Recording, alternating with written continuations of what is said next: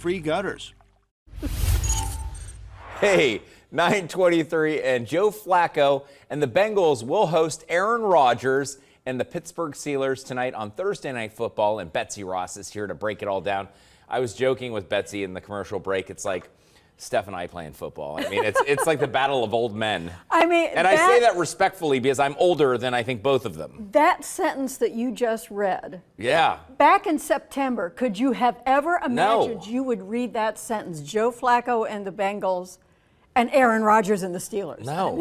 I mean, it's wild. It is. It's bizarro times. It is. And I kind of like the Icy Hot Bowl moniker. Yeah. I kind of like that. There is a marketing opportunity that somebody's not taking advantage of. I know. They should This talk game about sponsored that. by Icy Hot. I know, but I mean, it's not the first time. I mean, Tom Brady and Drew Brees both were 40 plus when they played, and they faced each other twice in the 2020 season. Sure.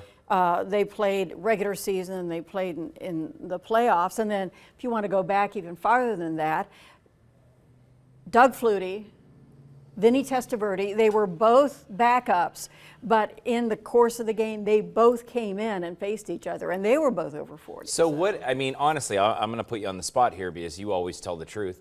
But so what is it? Is it a battle of coaching?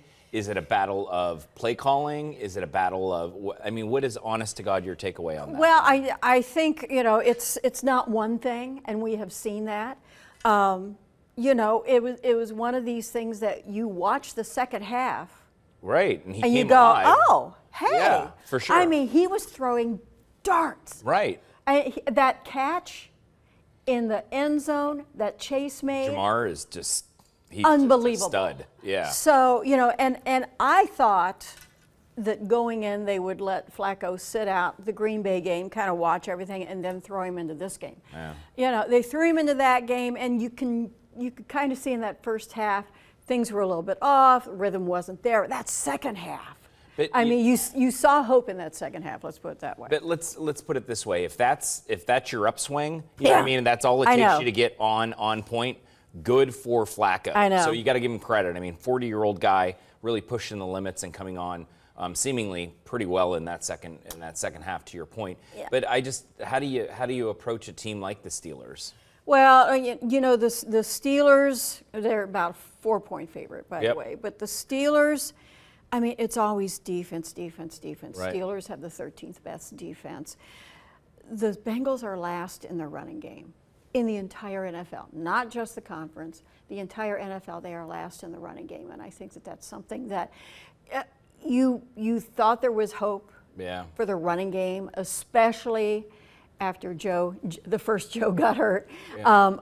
I think that everybody thought, oh, okay, well, we'll establish the running game until Browning could get, his sea legs under him, and it hasn't happened. So I think that, that it's always the defense. And on top of all that, if you have watched Thursday night football games, historically, they're usually bad games. And it's nobody's fault because you only have basically 3 days to prepare for this game. So, there are a lot of 6-3 games, 9-6 games.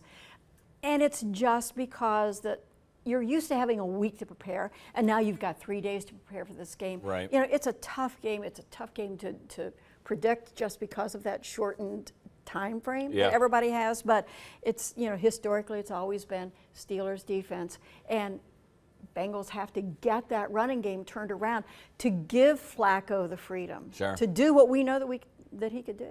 Well, and then you look at Andrew Whitworth, who will be hosting tonight, and Big Whit coming back and being the ruler of the jungle, and you're like, you want to come back? I know. That was my takeaway. I'm like, do you just want to come back? Whit was always the anchor that, when you when you went into the clubhouse, his locker was like right there by the door. You could talk to him after a win, talk to him after a loss. He's even. He explained. He was so good in that locker room. Family man, Cincinnati guy before he was an LA guy. And, just losing him as a leader, I think, it really came back to her. Okay, last question for you. What's the busy. Of course, Cincinnati Cyclones open up. I know, this exciting. Weekend. Postseason baseball.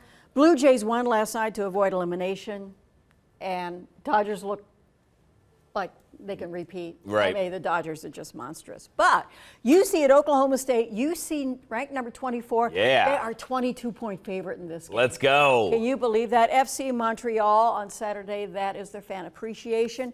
And then we got the doubleheader on Which Sunday. is fantastic. Yeah, it's going to be Vikings, Yeah. Eagles, Yeah. and then it's going to be Washington and Dallas. So, just get your popcorn, sit in front of the television. Yeah. We've got the It's going to be doubleheader this a week. rainy Sunday anyway. So That's I told right. Betsy, I said we're just going to hang out at home, right? Absolutely. I'm really Be a glad good my one. daughter's a freshman at UC.